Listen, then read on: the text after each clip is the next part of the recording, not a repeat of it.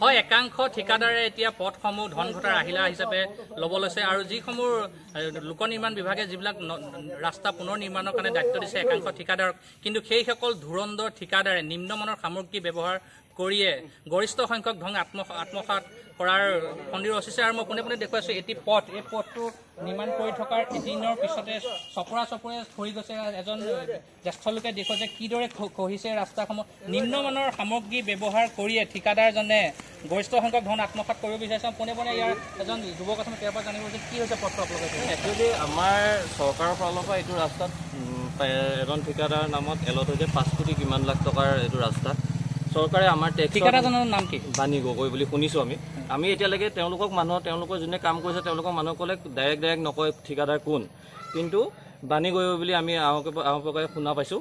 গতিকে আমি এটাই দুখ পাইছোঁ যে চৰকাৰে ইমান টকা দিছে, কম টকা দিয়া নাই, 5 কোটি কম টকা নহয়।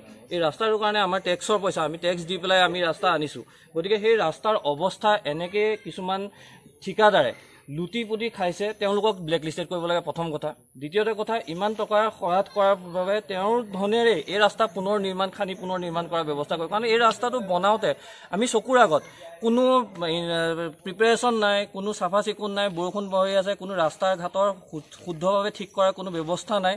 খালি আহিছে ওপৰত আগৰ পুৰণা ৰাস্তাটোৰ গাঁতগোটখিনিতো একো গাঁতগোটখিনিত ইমান ব্ৰাছ এডালো মৰা নাই, চিধা ওপৰত খালি ক'লা কেপিংটো কৰি থৈ গুচি গ'ল।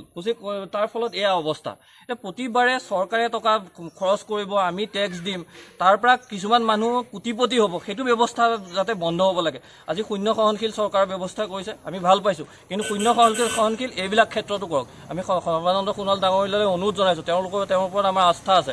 গতিকে এনে যিবিলাক ঠিকাদাৰ, যিবিলাক দালাল ঠিকাদাৰে আমাৰ ৰাস্তাবিলাকৰ অৱস্থা নাইকিয়া কৰিছে, আমাৰ হাৰাশাস্তি, আমাৰ জনসাধাৰণৰ অৱস্থা নাইকিয়া কৰিছে, তেনে ঠিকাদাৰবিলাকৰ ওপৰত বিহিত ব্যৱস্থা অতি সোনকালে ল'বৰ কাৰণে গুৱাহাটী ৰপ্তানি মন্ত্ৰী মহোদয়কো আমি অনুৰোধ জনাইছোঁ যাতে ইয়াৰ ওপৰত শীঘ্ৰে বিহিত ব্যৱস্থা লওক আৰু এনেকুৱা ঠিকাদাৰক ব্লেক লিষ্টেড কৰক, তেওঁৰ সম্পত্তি ৰাস্তা গ্ৰহণ কৰক। চৰকাৰক দাবী জনাইছে যে যিজন ধুৰন্ধৰ ঠিকাদাৰ বাণী গগৈ বুলি কৈছে তেওঁ ব্লেক লিষ্ট কৰিব লাগে। আৰু এজন জ্যেষ্ঠ লোক আছে, তেওঁৰ পৰা জানিব বিচাৰিছোঁ, কি ক'ব আপুনি? মানে এতিয়া গোটেই ৰাস্তাটো খান্দিব লাগে, খান্দি পেলাই নতুনকৈ বনাব লাগে। আৰু যিটো আগৰ পুৰণা ৰাস্তা আছিলে তাক কোনো চাফা চুফা নকৰাকৈ তাৰ ওপৰতে ব্লেক টপ কৰি উঠিছে। গতিকে আমি তেখেতসকলকো জনাইছিলোঁ যে এই ৰাস্তাটো খান্দি পেলাই আপোনালোকে চাফা কৰি পেলাই তাত হেৰি দিব, গিটি দি পেলাই তাৰপিছত বনাব। সিহঁতে বোলে তাহাঁতৰ লিষ্টতে নাই হেনো এইটো। গতিকে এতিয়া কথা হ'ল যে আমি চৰকাৰক অনুৰোধ জনাইছোঁ যে আমাৰ ৰাস্তাটো খুব ভাল হ'ব লাগে আৰু যিকেইজন কণ্ট্ৰেক্টাৰ লৈছে তেওঁলোকক উচিত ব্যৱস্থা কৰিব লাগে। হয়, যাতায়াত আৰু যোগাযোগ ব্যৱস্থা যেতিয়া উন্নত হয়, এখন গ্ৰামাঞ্চলে কেনেদৰে উন্নতিৰ দিশে আগবাঢ়ি যায়। আৰু মই আৰু যে ইয়াৰ যুৱক এজন আছে, তেওঁৰ পৰা জানিব বিচাৰোঁ, বহু জমৰ যন্ত্ৰণা ভোগ কৰিব লগা আছিলে পথটোৰ বাবে, এতিয়া পুনৰ ঠিকাদাৰে এনেকুৱা হেমাহি কৰিছে, কি ক'বা? সঁচাকৈ আমি দেখি বৰ দুখ লাগিছে, কিয়নো যাতায়াত যিমান ভাল হ'ব আমাৰ অঞ্চলৰ যুৱক যুৱতীসকল সিমানে পঢ়া শুনাৰ ক্ষেত্ৰতে হওক বা যিকোনো কামৰ ক্ষেত্ৰত হওক আগবাঢ়ি যাব পাৰিব।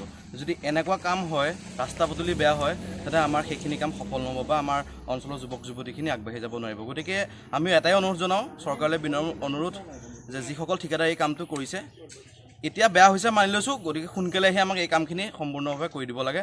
বিশেষকৈ আমাৰ গাঁৱৰ ৰাইজ, অজলা ৰাইজ ইমানখিনি নাজানে, কোনে কিমান টকা মাৰিছে, কি কৰিছে, সেইবিলাক আমাৰ জনাৰ কোনো প্ৰয়োজন নাই।